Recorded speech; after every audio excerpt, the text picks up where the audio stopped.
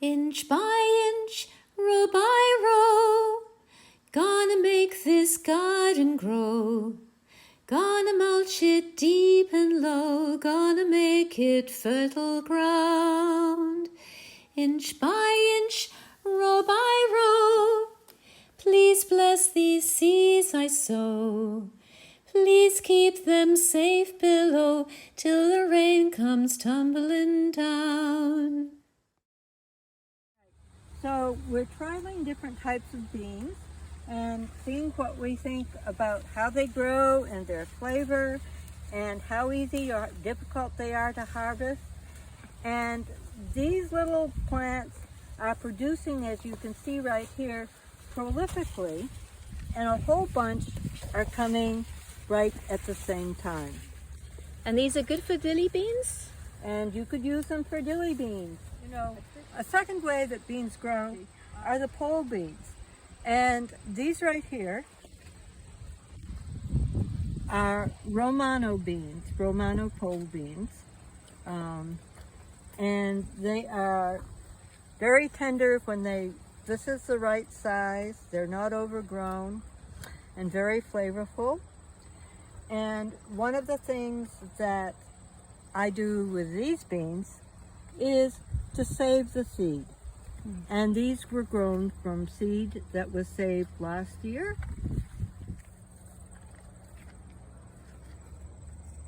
And they look yummy, but they're gonna turn into seeds for next year. Hi, I'm Chris Anderson, and I'm a member of Earth Matters, the local climate action group. We have 3 plots at the Manchester Community Garden in which we are growing food for the food cupboard and for Grateful Hearts. And we started doing that because one of our goals as part of our action plan for climate crisis is to promote the use of regenerative agricultural practices to improve the soil and to improve the nutrition of the food that we eat. So today, it's the middle of August, and in our gardens, we have a lot of green beans and a lot of cucumbers. And so we're going to demonstrate the canning of some pickles that you could make in your kitchen. For 3 years in the mid-70s, I worked at a community cannery in West Rutland, which was set up to be used by gardeners to bring in their extra produce to can to preserve for the winter. We also made products commercially to pay for the building and the other supplies that we needed. And then I went on to become a vegetable farmer, and I did a lot of canning there. And one of our main products with the extra produce that we didn't sell at the farmer's market were dilly beans.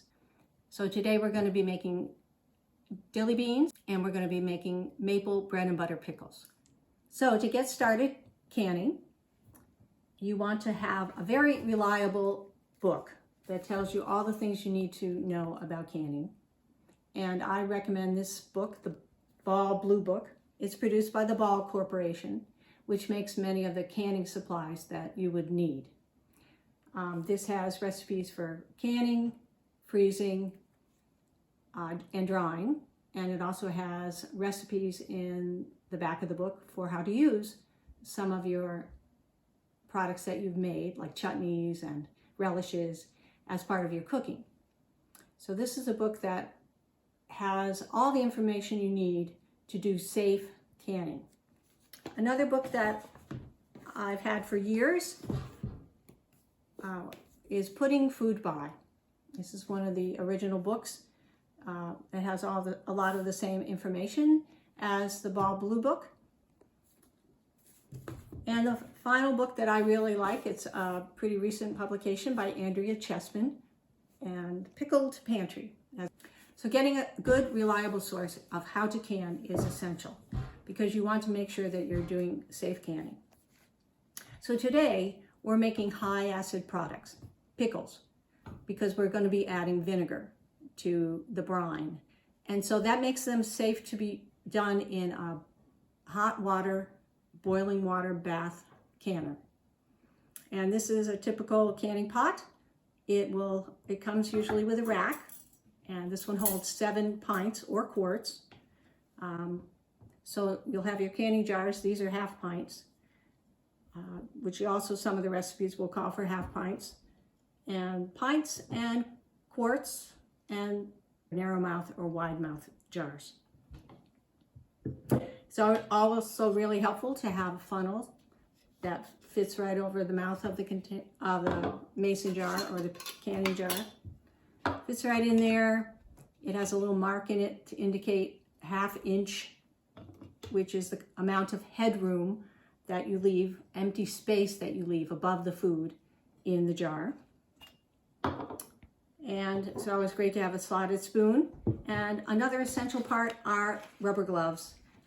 Try to get ones that are heavy enough to be resistant to the boiling water, because invariably things get hot and you want to keep yourself safe too.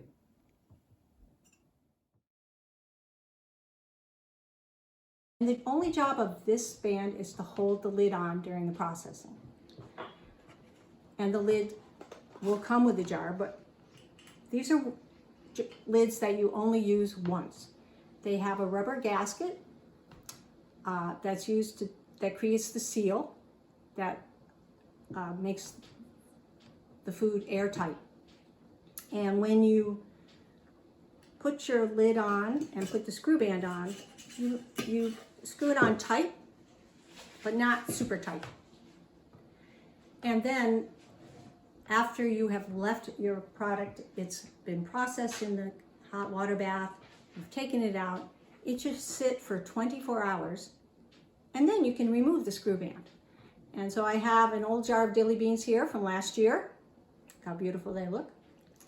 And I don't store it with the screw band on. I take them all off and I store it just with the actual lid that's sealed. And that means that with a high acid vinegar product like this, sometimes people forget they have these things and they sit around for a year or two and the vinegar somehow begins to corrode the screw band, and then you discover, oh, I can't get it off. So it's really highly recommended that you store them without the screw band on them. So I just want to say I'm going to be using all new lids that I just took out of this box. All new lids because I'm using jars that I have used for many years now. Canning jars are really super sturdy. You want to use real canning jars, not just a jar that you got pickles in from the grocery store. You need to use a real good canning jar. And you need to check the top of the jar to make sure there's no chips out of the glass or residual food matter that might be on there. And what I do is I wash them before I use them. And when I'm making pickles, I don't worry about them before I put the beans and the brine in, because the brine is going in hot. The jars have been sterilized in the dishwasher and the vinegar is very strong. So I want to show you how to prepare your beans. So these are some beans from our community garden plot. And the first thing you want to do is take off the stem end. I take that off because that does not go in the pickles. And I collect all the beans I can in my hand. So I try to get a full hand of beans. And I'm thinking about how long they are. Like this one's a little long for the jar. So I just take a little extra off of that bean. And I hold as many as I possibly can in my hand because this is part of getting as many into the jar as you can so that they'll look really nice and straight in there. Now, unfortunately, before you actually do that, you have to add your other ingredients. I forgot to mention that. I have garlic cloves. I have a bit of a dill head here with the little seeds on it. And I am going to attach some fresh dill that I picked from my garden this morning. I'm going to put it in with my beans. And I have some extras here because I knew that it would speed up the process. They're already ready to go. And I'm going to hold as many as I can and put them into this container. If you want spicy dilly beans, you want to add some crushed red pepper. And the recipe calls for a 1/4 teaspoon. And I usually add these before I put the beans in. Okay, now, if I was to only put this many beans in, as they cook, they tend to shrink a little bit and they rise up, and part of your jar would be just filled with vinegar. So you want to stuff as many as you can in there. You stuff the beans in. I try to get them along the outer edge. This one's not a really straight bean that I'm putting in.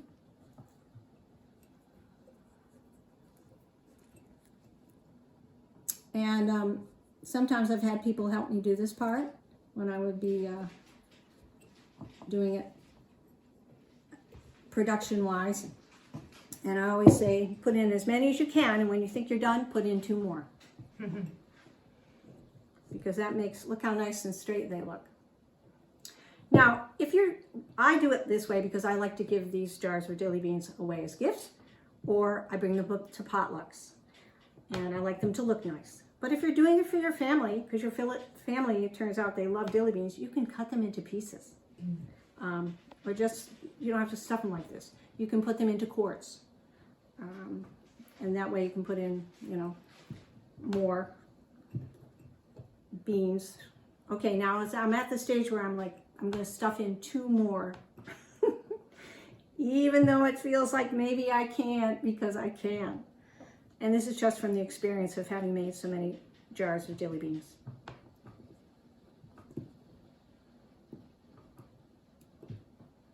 All right, the jar is ready. Except, look, some of them are sticking out. That's not helpful. So I'm going to go back over to the area, and I'm going to bring over these others that I have already done. We're going to bring them all over there, and we're going to start adding the brine. So now we're ready to deal with these tops of the beans that are a little too large. I take a very sharp knife, and I just trim them off. The important thing is that when you are filling your jars, you want to leave a 1/2 inch empty. And so that means the beans also have to be down a little. But as I said, the beans do shrink. So I'm going to trim a few of these others, just to make sure. You don't want them poking up at the top and keeping it from sealing.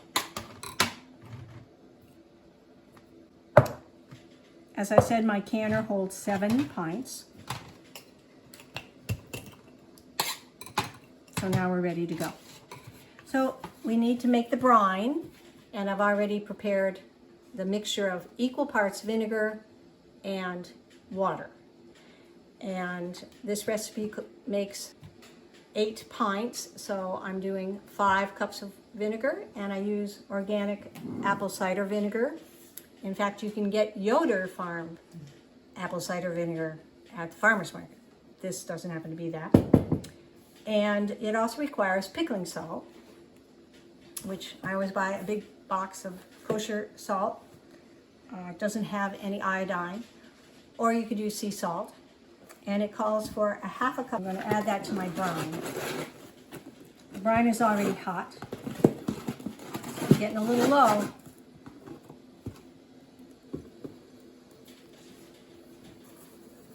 So now I have to get that to a boil. And at the same time, I'm going to heat up my lids with the seal on them. So I need 7 of them, and I just slip them. I have this water. It's not boiling. They don't need to boil. Don't leave them boiling away. Take them out. And it's always good to put an extra one in, because if you drop one on the floor, which has happened. All right, so they're going to be hot. And as soon as our brine gets boiling, we're going to start filling the jars. That will take a while. So the brine is boiling. That means it's ready to go over the beans. And by the way, these are bush beans that are not Romanos. You know, the Romano beans are flat. but these are round bush beans. Or you could use round pole beans if you have those. I'm putting on the gloves, and you'll see these are a little bit small for me. It's a little annoying when I want to get them on and off quickly. So try to buy gloves that are a little bit loose, but not too long in the finger so that you cannot handle things. All right, the brine is boiling. So now I use a measuring cup to help me get the brine into the jars, and I use my funnel.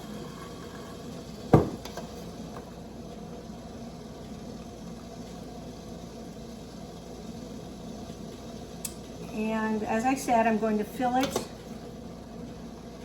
to just cover the beans, which will be 1/2 inch. On the inside of the funnel, there's a little rim that shows where the 1/2 inch mark is.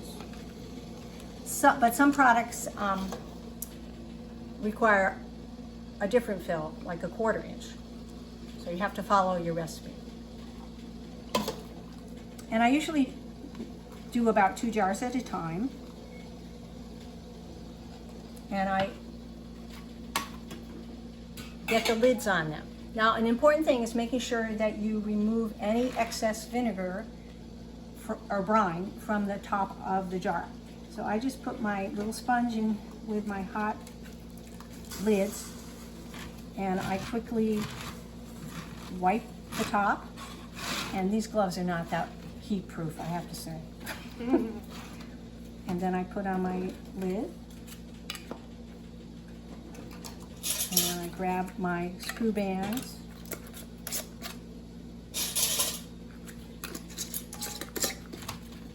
and I just do them wrist tight, and I put them in my rack, and I get a couple more jars ready to go. And you want to be careful with this hot brine. Don't have your kids around. Make sure if you have little kids that your pot handles are not sticking out over the edge. See, now this one's too full. I'm just going to get rid of some of the excess. Luckily, when you're adding a brine like this, it makes your product high acid. And this has so much vinegar in it that is plenty acidic for discouraging the growth of any bacteria that could get into your pickles.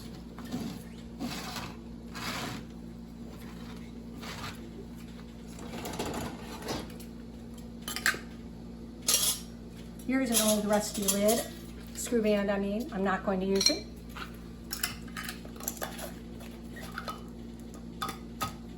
Take your time, don't rush. You want to get your jars filled as quickly as possible to make sure that they stay hot. You wouldn't want to start doing this when you might be interrupted.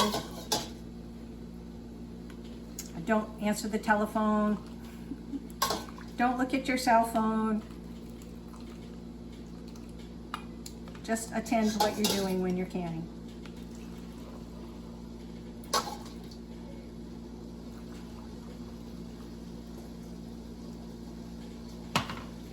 A little full. Did you put the pickling spice in there as well? Yes, I put the crushed red pepper. But not the little, I'm trying to think what they were called, like the little peppercorns, the white ones that you sometimes find in dill pickles, no? No, Okay. Dilly beans are just garlic, dill, and crushed red pepper if you want spicy. Right. You could experiment.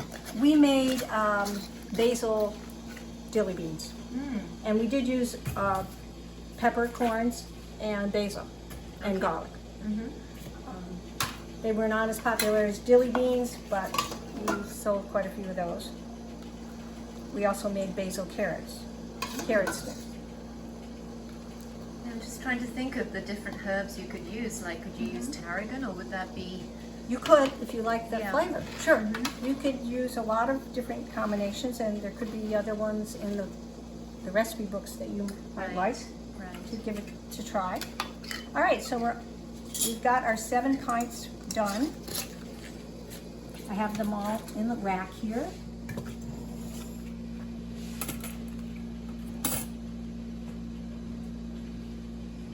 And this is boiling away.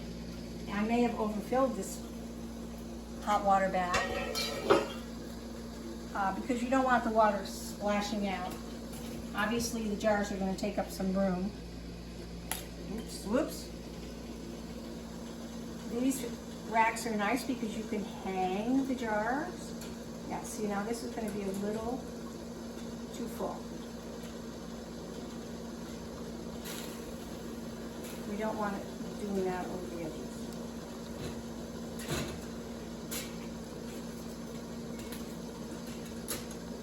I'm just straightening up the dilly beans. Much too full.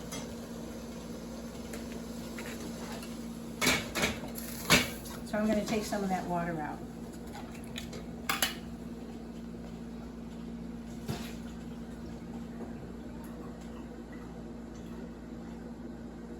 It only has to be 2 inches above the tops of the jars.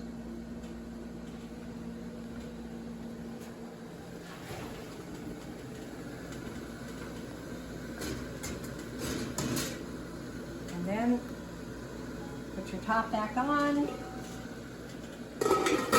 Wait for it to come up to a boil and start your timer. 10 minutes on dilly beans.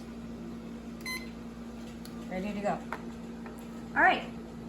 So I have some extra brine, and I'm going to put that into a quart jar when I get a chance. The timer's going off. It's time to get the jars out of here. And I see that, let me turn off the timer.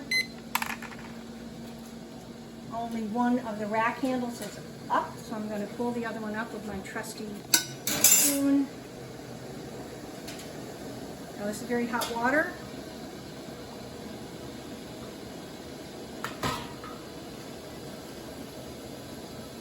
And I'm going to move them over to the Hoosier, which I've covered with a towel, which will absorb the extra water.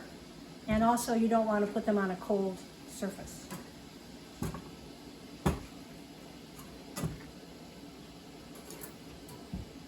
I leave a little room between them. And we're going to have a second batch here of bread and butter pickles, so I'm going to leave room. All right, and then we just hope that they all seal. We'll hear a little clicking noise, and we'll see that the lids are dipping downward. That indicates that they are sealed. So now we're going to make bread and butter pickles. I'm going to go back over to the canner and get the lid back on there, because we want to keep it boiled. Now we're going to do the maple bread and butter pickles. And this was a recipe that was adapted from Pickles and Relishes. The name of the recipe is Bread and Butters. But we made maple syrup at the farm, and so we wanted to have maple syrup, and so we adapted it for maple syrup. So cutting the cucumbers, I use a Cuisinart, but you don't have to do that, of course. You want to cut both the blossom end and the stem end from the cucumber. And if you're just cutting them by hand, try to do a nice even 1/4 inch. The smaller the cucumber, the smaller the seeds in the cucumber. These aren't very seedy because these are picklers. These are pickled cucumbers, traditionally used to do crock pickles.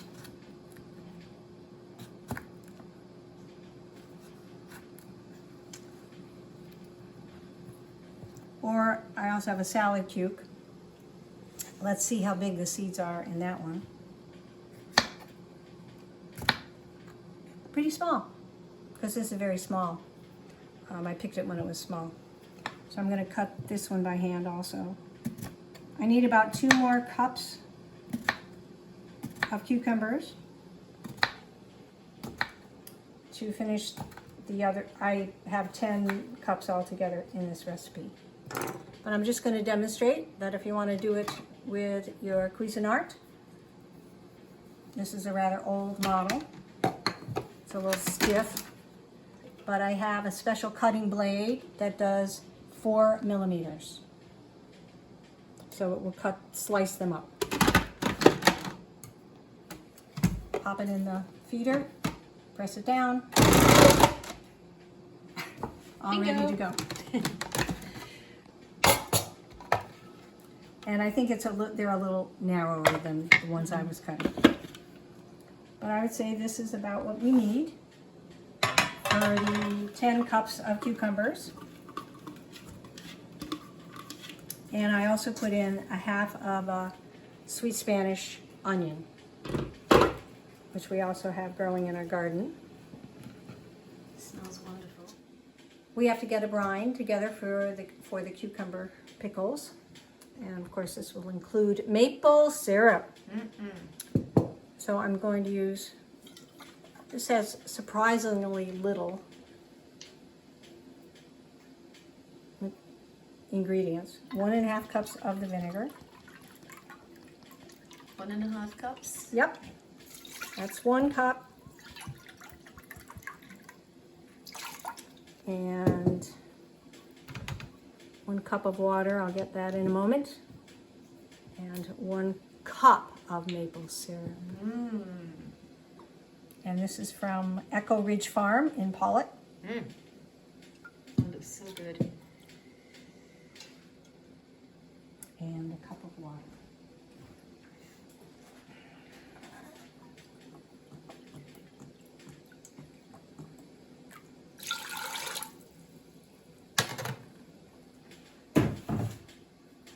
And then we are going to add some spicing.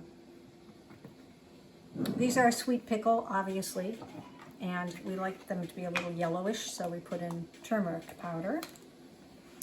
1 teaspoon.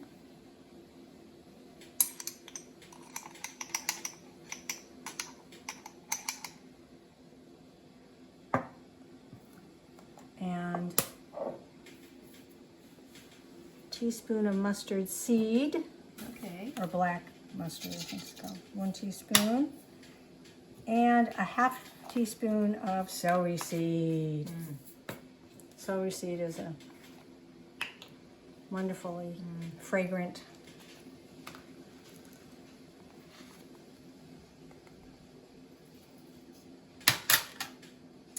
And we just bring the brine to boil. And the last ingredient in this brine is the salt, which I'm going to add when it's hot, so I can make sure it's dissolved.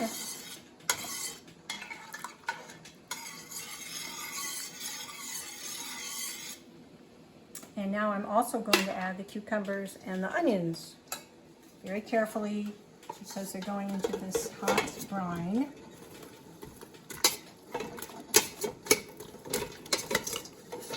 And they will have to come to a boil and cook for 5 minutes.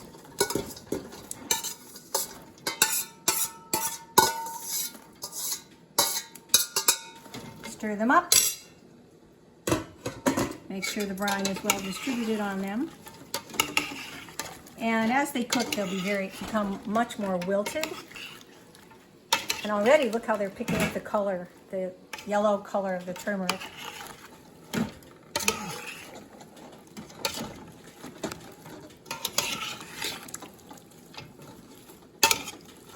All right, so put the top back on and bring it up to a boil again. And let it cook for 5 minutes. It's important to be able to tell which of your jars have sealed. So let's look at what we took out of the canner a little while ago, the dilly beans. Some of these are sealed and some of them aren't. But this is a can of dill pickles that were not canned actually, but went directly into the refrigerator. And it is not sealed. I know that because when I press on it, it goes down and pops back up. That is not sealed. This can is sealed because when I press it, it doesn't go anywhere. I don't want to press any of these other cans now that are not sealed, because that could disrupt the seal. So you should let them cool before you decide whether or not they are actually sealed by pressing down with your finger and discovering that it will not come back up. So the pickles are ready. They're nicely colored. You see that they're translucent, and they picked up the turmeric, and they've been cooked for 5 minutes. And so now the tricky thing is getting about the same amount of pickles in each jar. You want to fill them not super tight, but make sure that you have a good amount of pickles. That's what I'm going to do in that one. And then I'm going to be putting the brine in.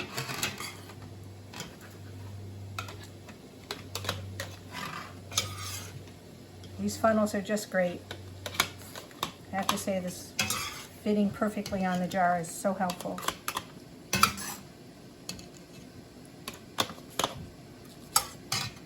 Now I'm taking a measuring cup, and I'm just going to pour in enough brine to be sure that all the pickles are covered.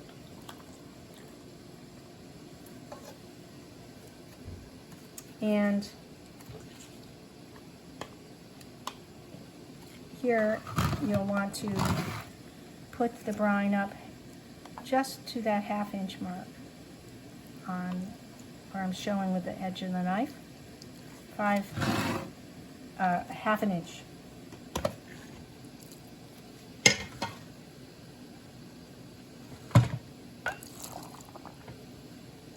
And it's good to get some of the various spices we put in there, which are all in the bottom of the pot. So be sure you scrape it up a little bit.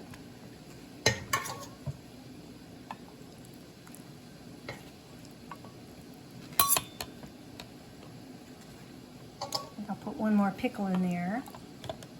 Bring it up to 1/2 inch. There we go. And proceed the same way we did before with cleaning the tops of the jars. Yikes. Very hot.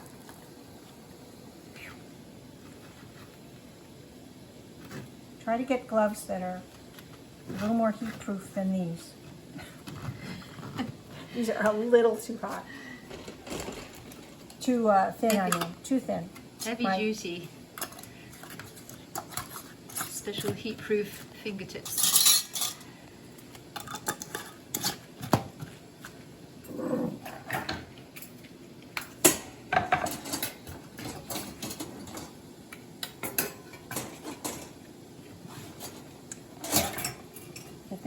Get them in your rack.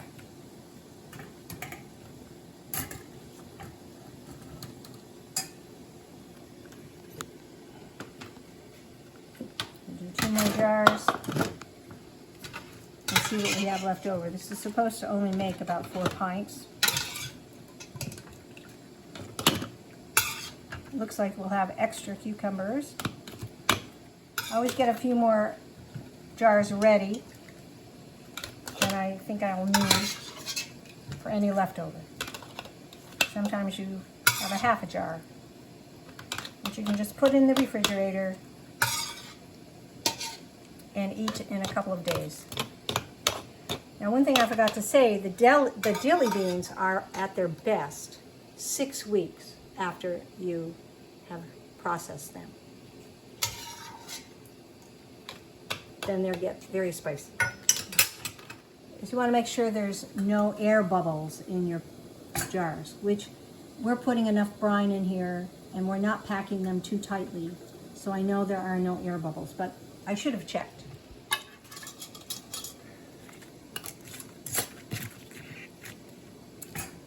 Now I only have 3 to put in the pot, so I'm hoping it will be 2 inches above the top. I think so.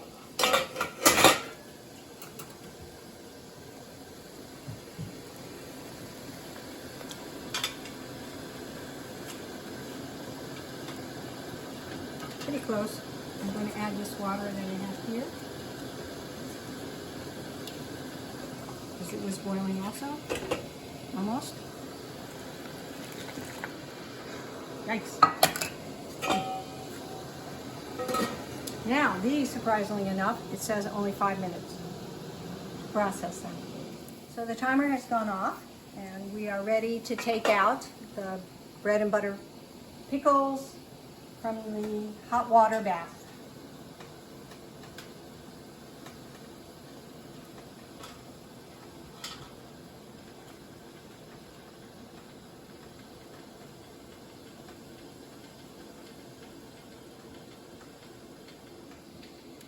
Walking very carefully over to our cooling area.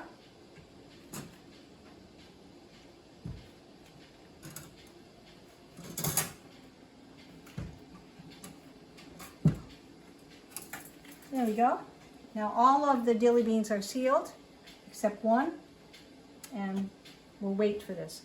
So, oh, if you heard that little ping, Yes. that was a seal of the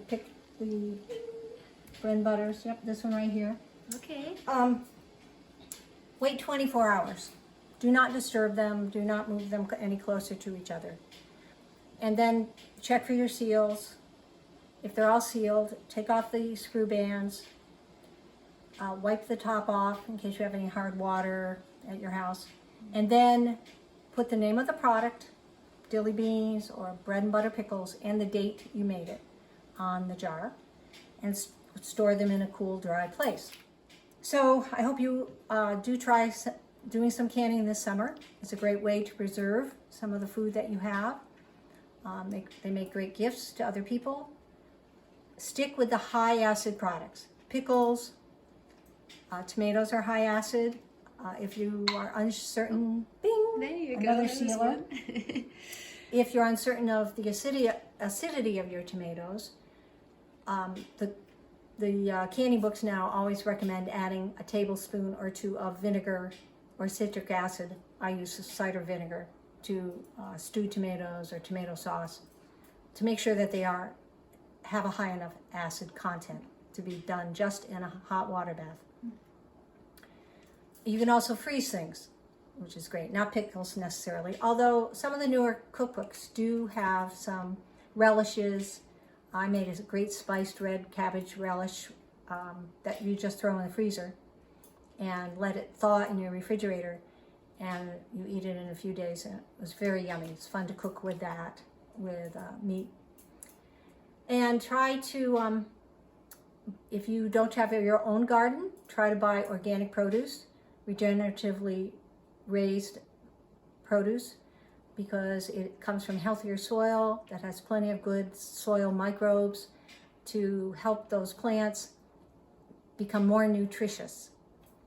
And it's really the best way to grow food, and more farmers are switching to be using practices that take care of the earth and take care of all of the creatures, including us.